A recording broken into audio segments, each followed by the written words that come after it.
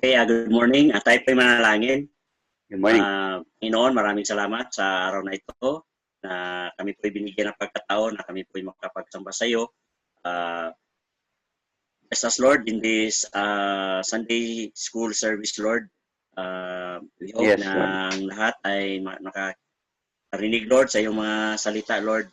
And we are also hoping na ikaw ay nasa palagi na bigay sa amin ng protection, Lord, safety, at a good health. Yes. Itong lahat, Lord, ay aming pinapanalangin sa pangalan ni Jesus. Amen. Amen and amen. Thank you. And God bless you, Brother Rico. And today, we will focus our study about the promise of the Lord Jesus Christ about His second coming. Okay? Alam nyo, marami ng signs ng malapit na ang pagbabalik ng Panginoon. And one of these ay yung pandemic na dinadanas natin ngayon. At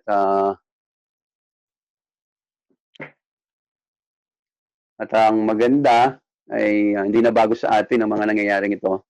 Although nagkukos pa rin ito ng troubles, nagkukos pa rin ito ng worries. In fact, marami ngayon na na-hospitalize dahil lang sa panicking. Iba naman ay stress. It's because many Christians have already shaken their faith. Na-move kasi yung faith natin sa mga circumstances. Now, kaya ang pinapatatag sa ganitong panahon at pagkakataon ay yung pananampalataya pa rin. But let us look at the promise of His coming this morning, no? Dahil ang kaganapang ito doon sa tanong sa 2 Peter chapter 3 ay mananatiling tanong pa rin ngayon. Subalit ang katotohanan na mahigit 2,000 taon na ang nakakaraan nung ito ay na-prophesy na malapit na, ay higit na mas malapit na to sa panahon natin ngayon. Therefore, everybody must be ready. Everybody must be well taught upang yung ating pananampalataya ay hindi manghina dahil alam natin na may mga ganito talagang mangyayari. Now, I would like you to open your Bibles, please, in the book of 2 Peter chapter 3, verses 3 to verse 4. I hope you have your Bibles with you. And Brother Gilbert, pwede pong pakibasa yung 2 Peter chapter 3, verses 3 down to verse 4. Pasensya na, may problem ako sa vision ngayon, hindi ako makabasa talaga. Ay, okay, sorry.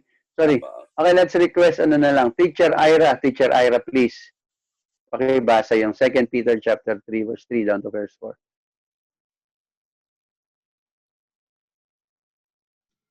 Wait lang po.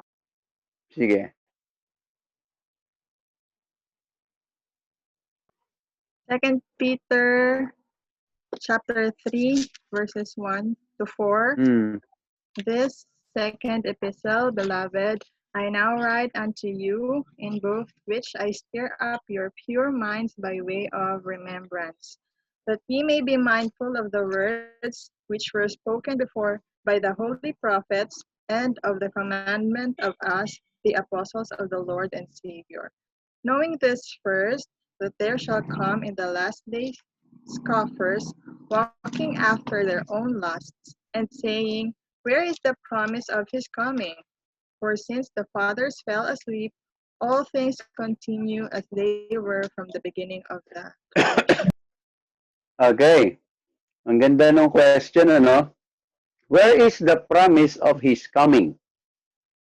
No? At the same question na gagawin ng mga scoffers yan ngayon. Alam niyo ba yung scoffers? This is a question of a scoffer. Yan sa account ni Peter. No, yung mga scoffer diyan, Talagang darating sa panahon natin, ang dami na niyan, no? They were false teachers who will make an argument about the second coming of the Lord Jesus Christ. And i-ridicule nila yung mga teaching about the second coming. Okay? Kaya wag na kayong ma-surprise in your live televisions, in the YouTubes, sa Google account, sa internet. Makikita ninyo yan na maraming magko-question about the second coming of the Lord Jesus Christ. Totoo ba na meron second coming? Magaganap ba ito? At kailan? Yun ang palaging tanong, kailan? Kaya may mga pagkakataon na mararanasan natin na ahamakin tayo ng daigdig dahil nga maraming false teachers na.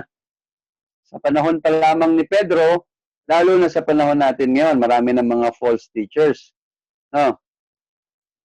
We shall ask it earnestly and reverently as we do, so we shall be impressed with the weight of testimony which Scripture gives to the certainty of Lord's second coming. Kaya dapat well-versed tayo about the second coming of the Lord Jesus Christ. Okay?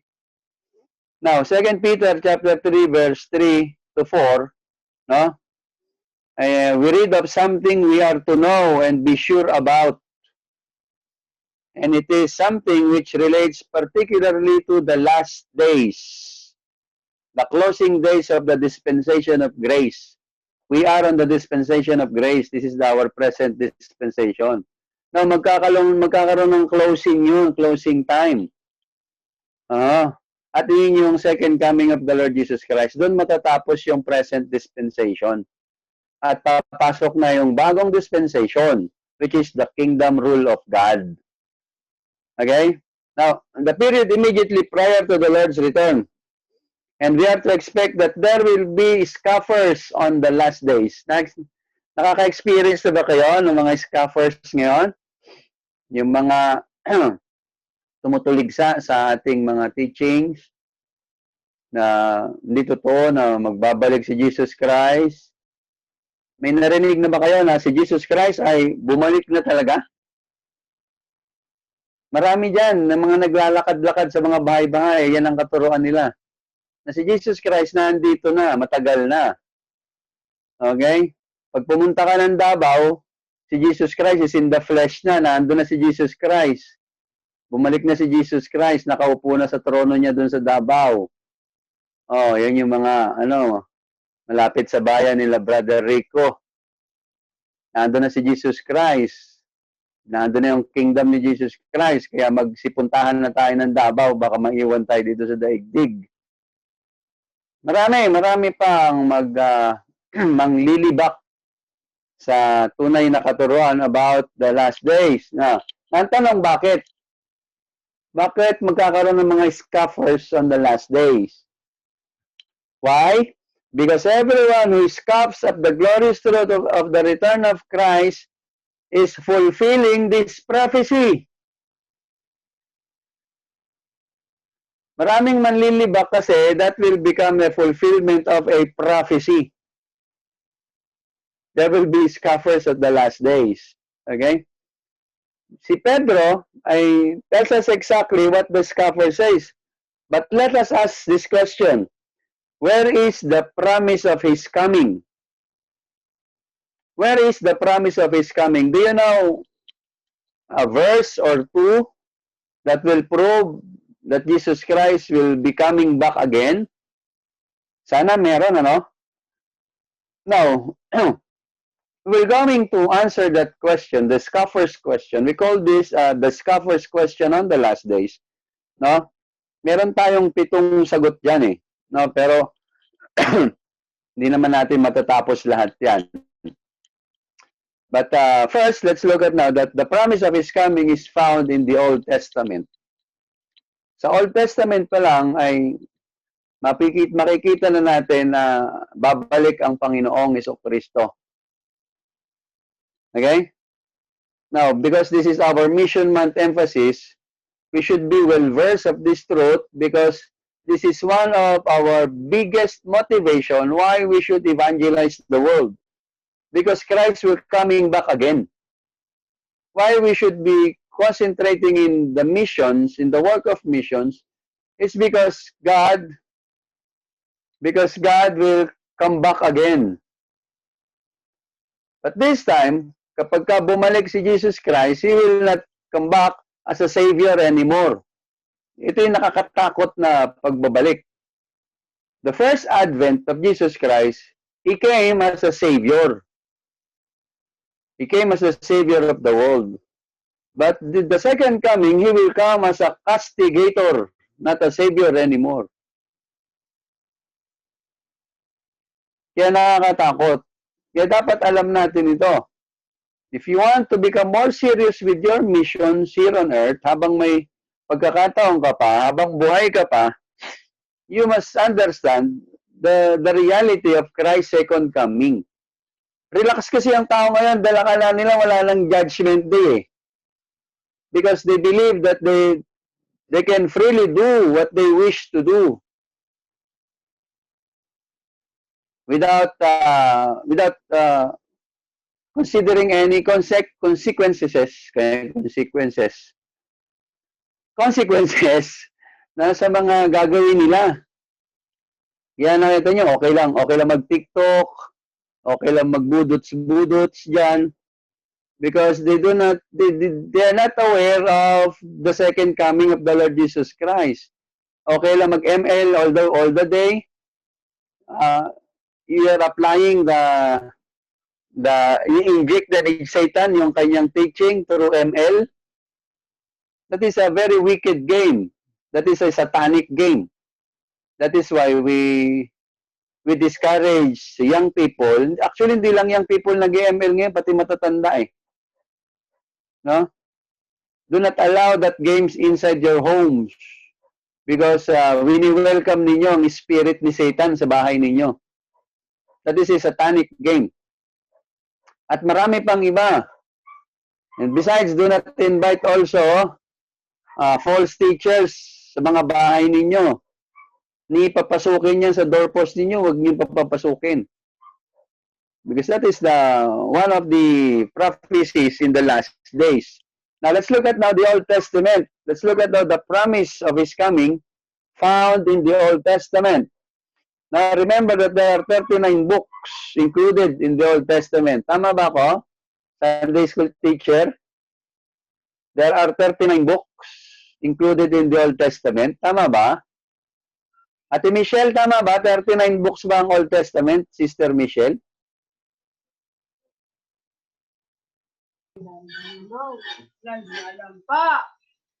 Tama ba? 39 books ang Old Testament? O 27 lang? New Testament po yung 27. Ay, very good. Sorry. Na-rebuke naman ako doon. Sorry, kapatid. Nakalimutan ko. Anyway, these 39 books divided into 5 books of Moses called the Pentateuch. Okay? Ito yung Genesis to Deuteronomy. 12 historical books. Take note ha, kasi bukas sa susunod na linggo magtatanong ako eh. There are also 12 historical books beginning from Joshua to Esther. Now, there are books of poetry. 6 books of poetry beginning from Job to Song of Solomon and Lamentations. And the 16 books of the major and minor prophets from Isaiah to Malachi. Okay, yan ang bumubuo ng Old Testament. Now, concerning all these books, we read 2 Timothy 3:16 and 2 Peter 1:21. Now, and in each of these 5 groups, we find the promise of His coming. Take note of that. In these 5 divisions, makikita natin lahat yung promise of His second coming. Okay? Here are few selected examples. Di natin matatapos ito lahat. Sa seminary, 2 taon namin itong pinag-aralan. Hindi natin kaya ito lang isang Sunday school lang. Okay, bibigyan natin ng few selected examples. Now, open your Bibles in Genesis chapter 3. Genesis chapter 3, verse 15. Very familiar prophecy. Ang sabi diyan, Genesis 3:15, "You will strike his heel," refers to the first advent, and this was fulfilled at Calvary, you will strike his heel. Okay. Where our Lord Jesus Christ was crucified for us. Second, he, the seed of the woman and the Lord Jesus. Nakita niyo yung personal pronoun dyan na he? Okay, it refers to the seed of the woman, who is the Lord Jesus Christ, will crush your head.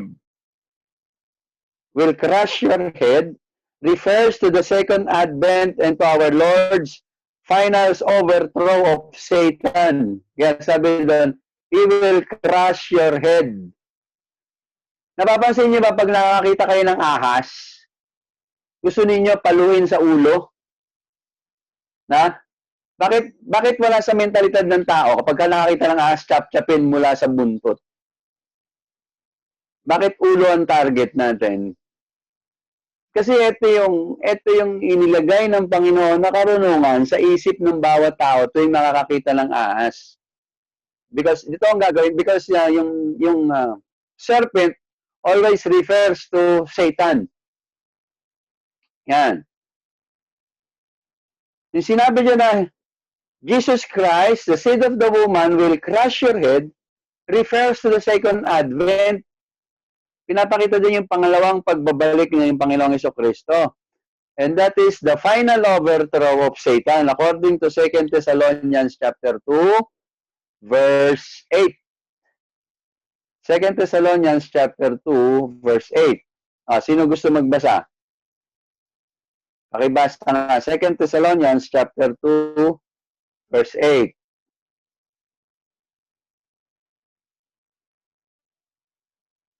Somebody from Team Mendoza, kindly read 2 Thessalonians 2:8. 2 Thessalonians chapter 2 verse 8.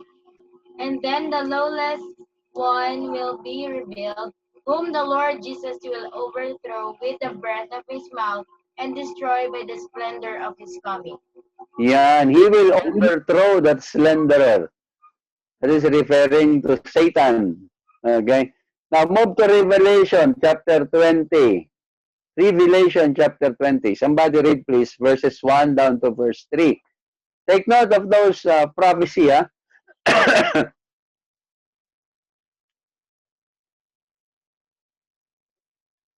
And we will continue this because ang susunod natin mga pag-aaralan is about the prophetic lesson. Preparation for our study for Christology. Next month, our concentration will be on Christology. Dahil nga sa pag-aaral natin ng kapanganakan ni Jesus Christ. Okay, somebody read please. Revelation 20, 1 to 3. Somebody read please. Then I saw an angel coming down from heaven, and having the key to the bottomless pit and great chain in his hand, he laid hold of the dragon, that serpent of old, who is the devil and Satan, and bound him for 1,000 years, and cast him into the bottomless pit, and shut him up, and set a seal on him, so that he should deceive the nations no more, till the 1,000 years were finished. But after this, Okay. must be released for a little while. Okay, very good. So nakita niyo na, the devil, Satan, or the dragon will be overthrown into the bottomless pit. Yan yung sinasabi doon sa kauna-unahang prophetic utterance sa Bible, which is in Genesis chapter 3, verse 15. Take note of that para may naituturo tayo sa ibang tao, ha? Okay, Genesis chapter 5, verse 24. Genesis chapter 5, verse 24, please. And then somebody read Hebrews. Iko-compare natin to. In the book of Hebrews 11:5.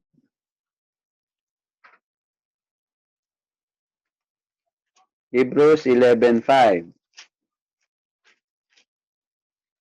Sige, basa po tayo. Basa-basa tayo ng Bible. Punta muna tayo sa Genesis 5:24.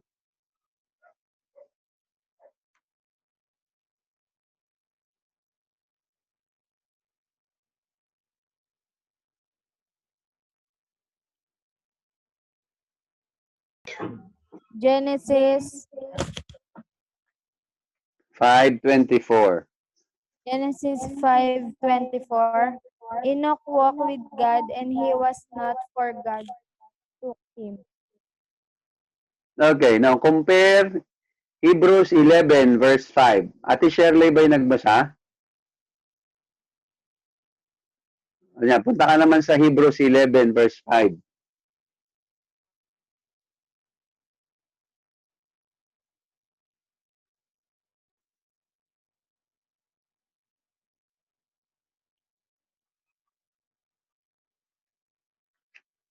Hebrews 11:5.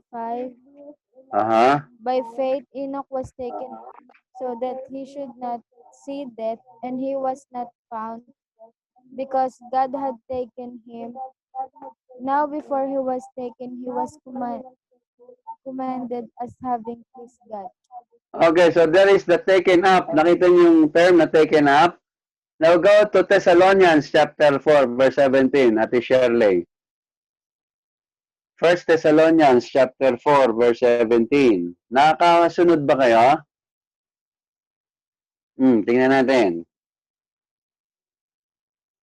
1 Thessalonians chapter 4 verse 17. Ate Shirley, bago bumalik ang Panginoon, sana nabasa na natin to. 1 Thessalonians 4:17. 17. Then we who are alive, who are left, will be caught up together with them in the clouds to meet the Lord in the air, and so will always be with the Lord.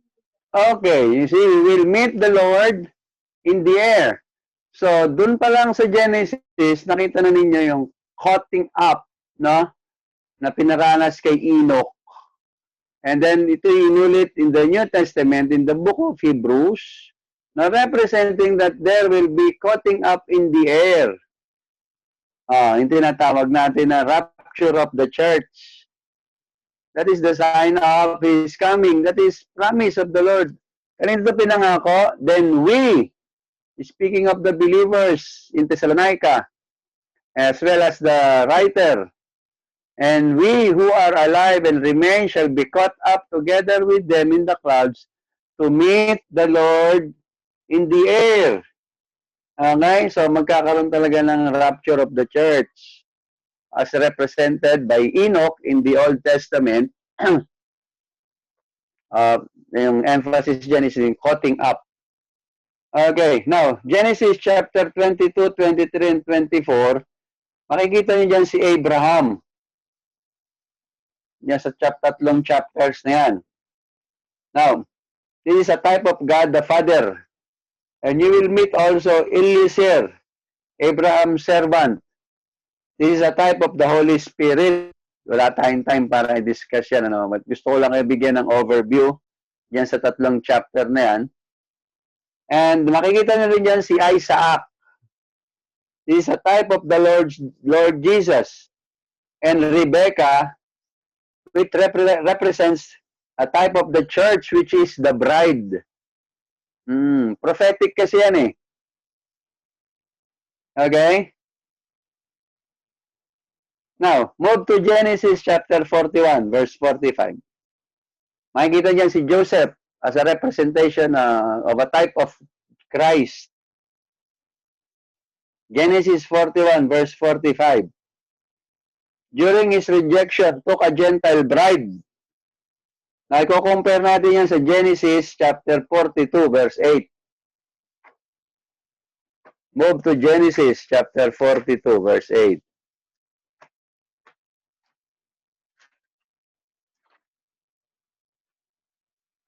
Yung mga estudyante, sanay na mag-video, no?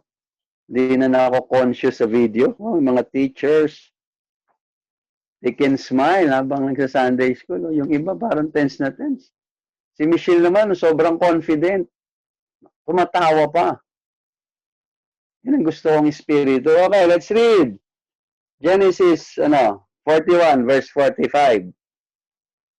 Nakita niya na ba? Okay. Ate Banji, kaya mo magbasa? Kahit may salamin ka ba dyan, Ate Banji?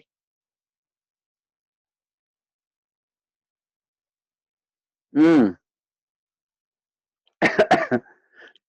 Paumanin po inuubo pa po ako.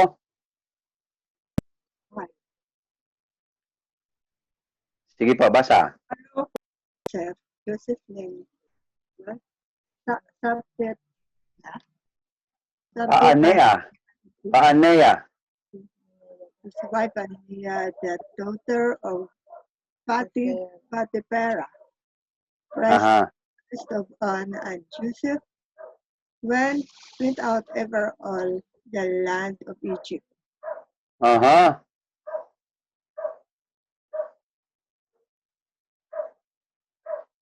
Ang ganda ng meaning niyan yung Zaphanat Paanea. It means the nourisher of the two lands. Okay? The living one. Now, ang pinapakita po dyan na prophecy is that Joseph ay kumuha ng mapapangasawa na isang Gentile. Okay? During his rejection, he took a Gentile bride. Now, go to Genesis 42. Genesis 42, verse 8. Ako magbabasa. Genesis 42, verse 8. So Joseph recognized his brothers, but they did not recognize him. Now, makikita niya na there will be a reconciliation of bago nag-spread out ng nations, nagkaroon muna ng reconciliation. Now, listen, kasi that is the design of God for His people to spread out all the nations. Now, nagkaroon ng ilang tribes ngayon, nagkaroon ng spreading out ang nations. Nagkaroon ng 12 tribes. Now, later on, sa pag-aaralan natin, makikita ninyo, kapag yung 12 tribes na yun ay nabuli in the land of Israel, there's the second, darating na ang Panginoon. Okay, now, basahin ko lang sa inyo yung Genesis chapter 49. Mahabang aralin kasi ito Genesis chapter 49, verse 10. Pag nagbabasa tayo ng Genesis, akala natin ganun lang kasimple itong libro na to, no? Genesis 49:10. The scepter shall not depart from Judah, nor a lawgiver from between his feet, until Shiloh comes, and to him shall be the obedience of the people.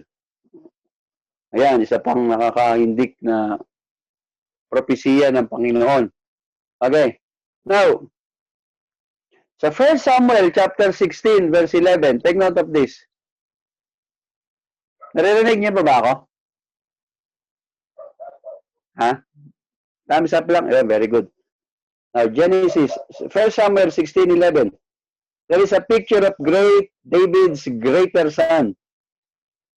No. And in 2 Kings 2:11, i-compare natin yan sa 2 Kings 2:11. Buksan niyo po ang inyong Bible. 2 Kings.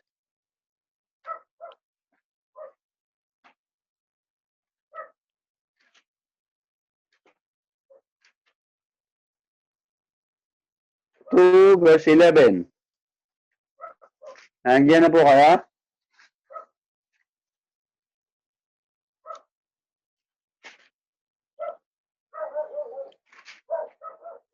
Okay, follow me with your eyes as I read verse 11. Then it happened as they continued on and talked that suddenly a chariot of fire appeared with horses of fire and separated the two of them, and Elijah went up by a whirlwind into heaven. Okay, now balik tayo dun sa 1 Thessalonians 4:17. Nakita niyo sino yung kinuha dyan ng chariot of fire? Si Elijah. Now, balik kayo dun sa 1 Thessalonians 4:17.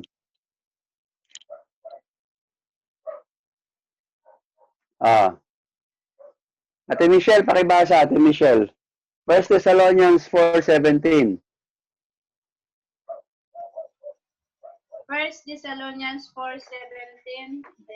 Then we who are alive, who are lived, will be caught up together with them in the clouds to meet the Lord in the air, and so will always be with the Lord.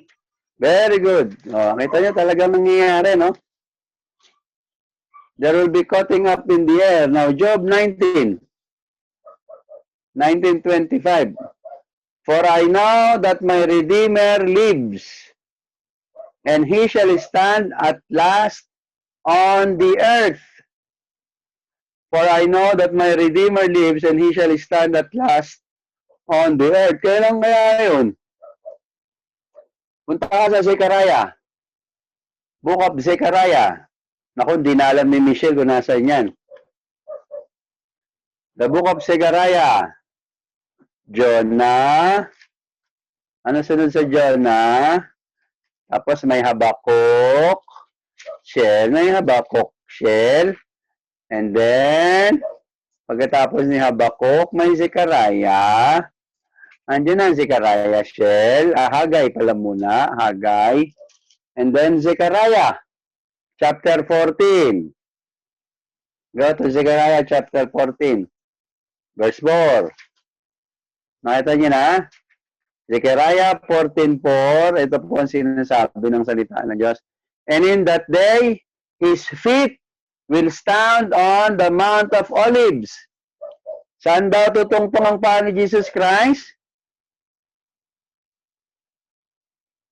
In the Mount of Olives, which faces Jerusalem on the east, and the Mount Olive shall be split in two from east to west, making a very large valley.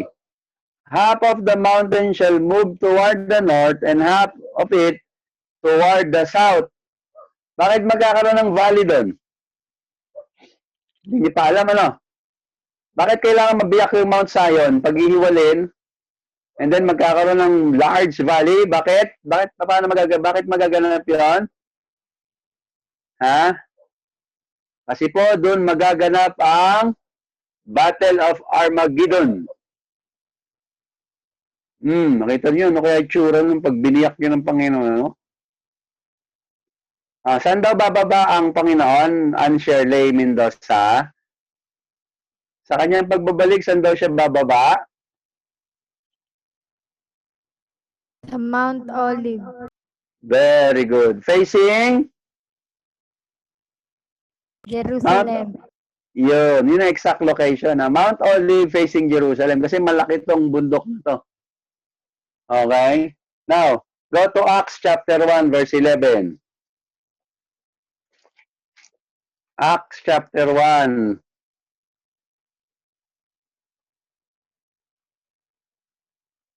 Verse 11. Sige, basa po tayo.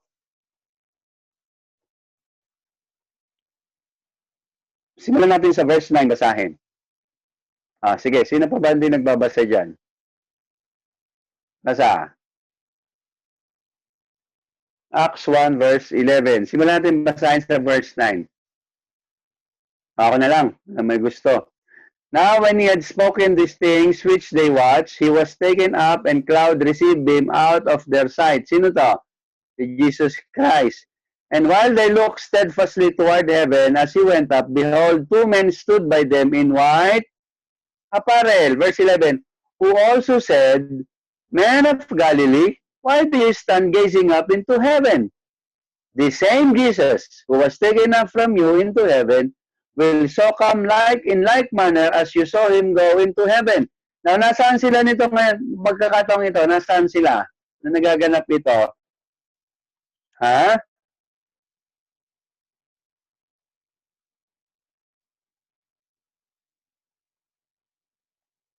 Nasaan sila? They were in Mount Olive. Nasa Mount Olive sila eh. Kaya sabi nung nagpakita dun sa mga disipulo, the same Jesus na umakyat dun sa langit is the same Jesus na bababa din sa lugar na ito. Because it was already prophesied in the book of Zechariah. Okay? And also in the book of Job. Yung sinasabi ni Job. Di ko nga alam sa natutunan ni Job yan eh. I know that my Redeemer lives.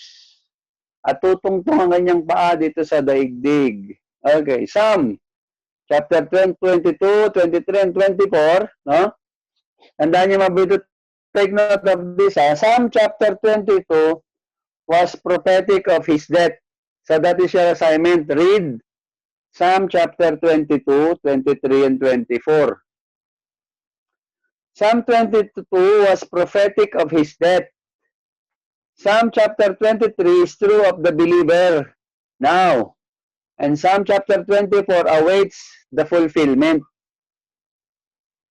Kaya pag binasa ninyo yan, unawain ninyo mabuti. Psalm 22, 23, 24. Now, the prophecies of Isaiah to Malachi are full of the promise of his coming. Now, these prophecies were not fulfilled at his first advent. They await fulfillment when he comes again. Kaya kukompare natin yung Isaiah 61 verses 1 and 2. Take note of this. Isaiah 61 verse 1 and 2 and Luke 4, 18 to 19. Okay, somebody read Isaiah chapter 61, please. Isaiah chapter 61 verses 1 and 2. Sige, sundan niyo ako ng mata ninyo, ha. The Spirit of the Lord God is upon me, because the Lord has anointed me to preach good tidings to the poor. He has sent me to heal the brokenhearted, to proclaim liberty to the captives, and the opening of the prison to those who are bound. Verse 2. To proclaim the acceptable year of the Lord and the day of vengeance of our God, to comfort all who mourn. Now, let's compare now Luke chapter 4. Go to Luke chapter 4, verse 18 to 19.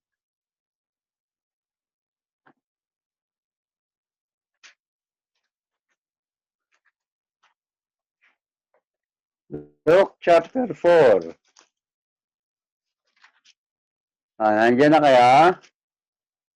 Verses 18 down to verse 19. Ate Anya, ikaw naman magbasa.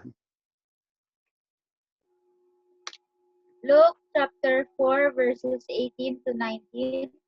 The Spirit of the Lord is upon me, because he had anointed me to preach the gospel to the poor. He had sent me to heal the brokenhearted, to preach deliverance to the captives, and recovering of sight to the blind, to set at liberty them that are bruised, to preach the acceptable year of the Lord. Okay. Alam niyo ba yung account na yan? Yan yung rejection niya sa Nazareth. Nung nandun siya sa synagogue, hiningi niya yung scroll ng Isaiah at binasa niya. At napatulala yung tao sa kanya at yung mata nila ay nakafix na sa kanya.